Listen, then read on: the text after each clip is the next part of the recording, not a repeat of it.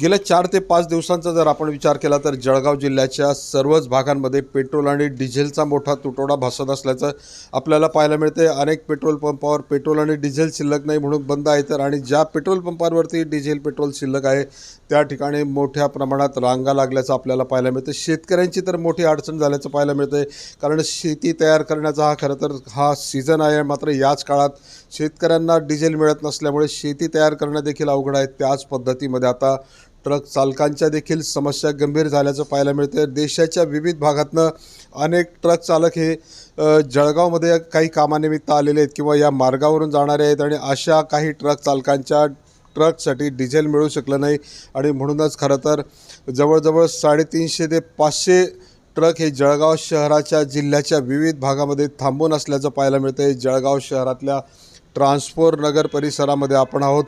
या ठिकाणी आपण बघू शकतो की देशाच्या विविध भागातले आलेले अनेक ट्रकमध्ये सामानही भरलेलं आहे, मात्र डिझेल मिळू शकलं नाही। त्यामुळे पुढचा प्रवास या ट्रक चालकांना करता आलेला नाही आणि ही समस्या आता केव्हा सुटेल याचं उत्तर देखील त्यांच्याजवळ नसल्यामुळे या ट्रक चालकांना मोठ्या समस्यांना सामोरं जावं लागत असल्याचं आपल्याला पाहायला मिळते। ट्रक जागेवर थांबल्यामुळे या ट्रक चालकांचं सामानाचं तर नुकसान होतं आहे, त्याचबरोबर वाढता खर्च देखील शहरात राहण्याचा त्यांना करावा लागत आहे आणि म्हणूनच खरं तर लवकरात लवकर डिझेल मिळावं अशी अपेक्षा या ट्रक चालकांनी आता व्यक्त केली आहे। चंद्रशेखर नेवे, ABP माझा, जळगाव। ABP माझा, उघडा डोळे बघा नीट।